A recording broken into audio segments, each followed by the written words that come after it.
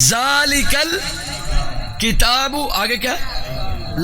لا کا مطلب ہے، بولو، لا کا مطلب ہے نہیں، ریب، اس میں کوئی شک نہیں ہے۔ جب آپ ابتدا میں پڑھ لیں کہ قرآن کی ہر آیت میں کوئی شک شبہ نہیں ہے، لا ریب ہے، ذالکل کتاب سچی کتاب ہے، پکی کتاب ہے، اللہ اکبر۔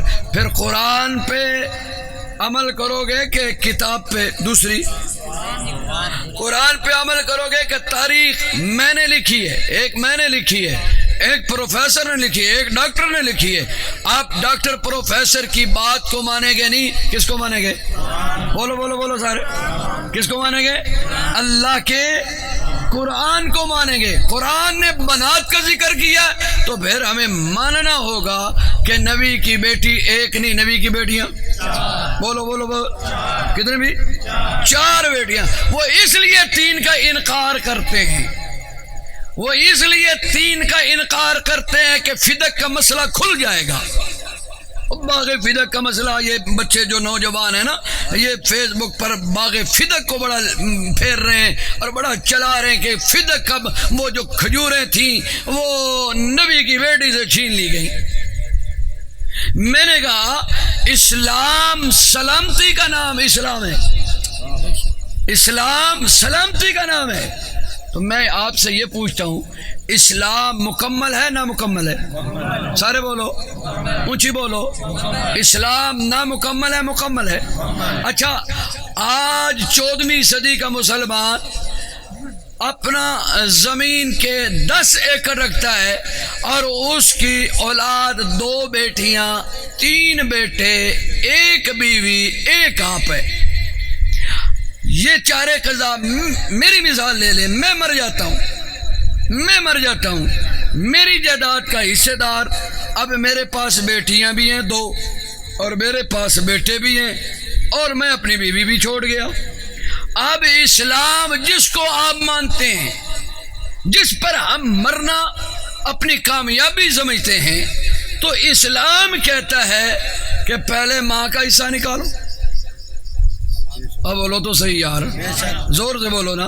اسلام کہتا ہے اپنی ماں کا حصہ نکالو 1/8، اور اسلام کہتا ہے کہ اپنے بچوں کا حصہ نکالو۔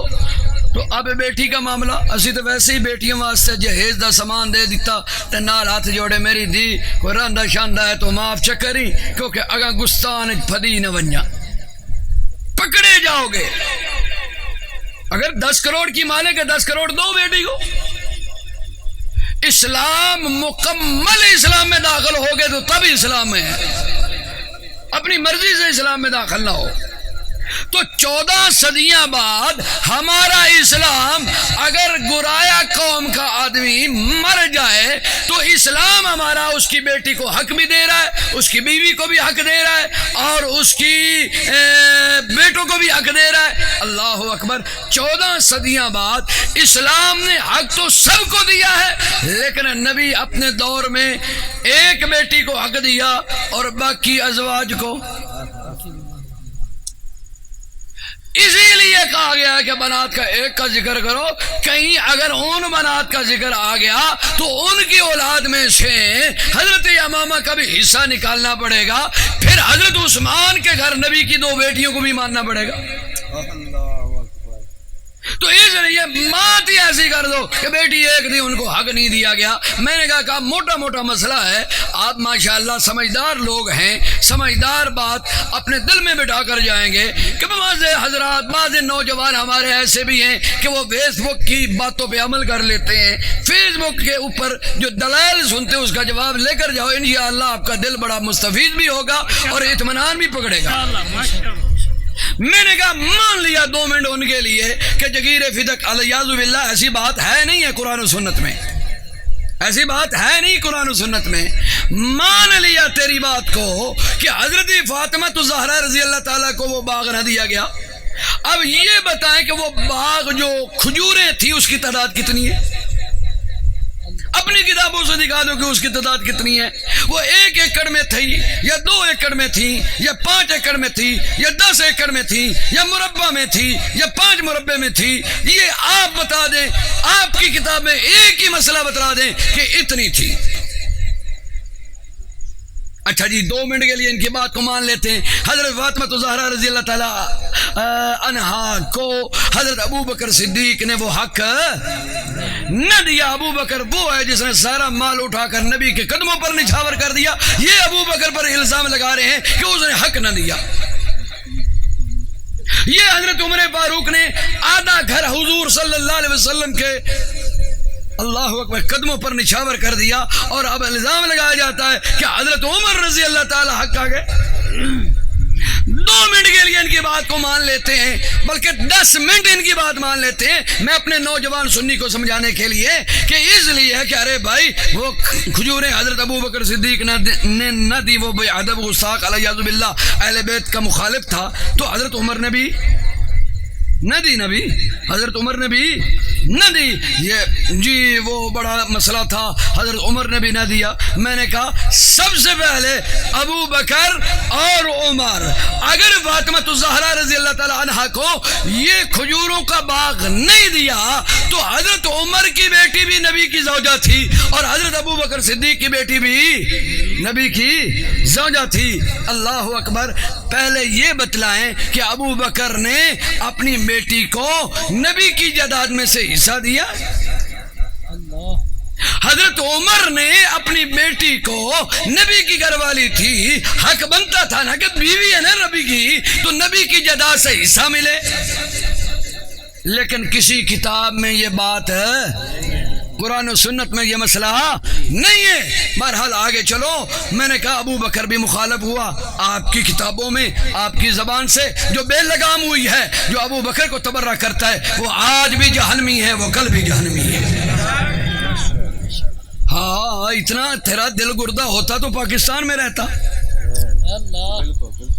आज का ये कोट कबीर में रहने वाला जो गरीब सी कौम से ताल्लुक़ रखने वाला है, अल्लाह अकबर, वो वली की तौहीन को भी अल्लाह के साथ ऐलान जंग समझता है। जो सैयदना सिद्दीक़ अकबर के साथ ऐलान जंग करे तो वो समझे कि यहाँ से उसको पीटा जाएगा छुरियों से, खंजरों से, तलवारों से, और उसके सर में गट्टा मट्टी होगी, और उसकी ये दुनिया भी स्याह है, कब्र भी स्याह है, आखिरत भी स्याह है, और वो जहन्नम के अंदर गिराया जाएगा।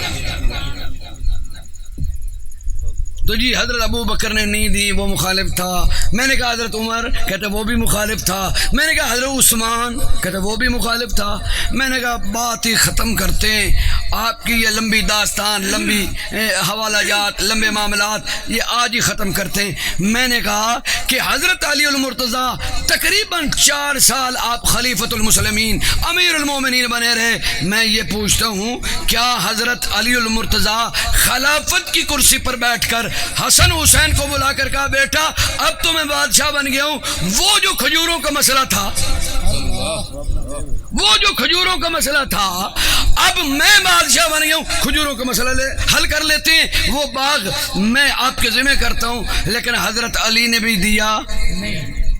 तो ये हजरत अली से पूछा जाए, आपने ये क्यों नहीं दिया?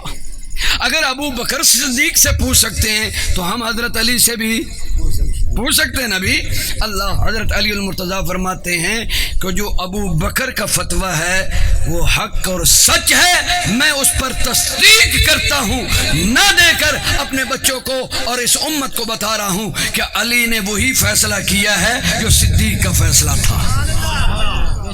हाँ, अली ने वही फैसला किया जो फारूक आजम का था। हाँ, अली ने वही फैसला किया है जो उस्मान गनी का था। मैंने कहा आगे बढ़ के आओ तो 6 महीने खलीफतुल मुस्लिमीन हजरत इमाम हसन बिन अली अल मुर्तज़ा शेर खुदा खलीफतुल मुस्लिमीन बने रहे। उन्होंने अपने भाई को बुला लेना था, हुसैन रजी अल्लाह ताला को, भाई हुसैन अब तो हम खुद मालिक बन गए हैं, हम खुद मालिक बन गए हैं, बस किस्से ही तमाम करते हैं, वो खजूरों का बाग रख लेते हैं, बाकी हर शय छोड़ देते हैं। लेकिन हसन ने भी वही किया जो उसके बाप अली अल मुर्तज़ा ने किया है। तो इसलिए अरे भाई, जिसका कोई दिमाग ख़राब हो तो इस बात को ले ले। तो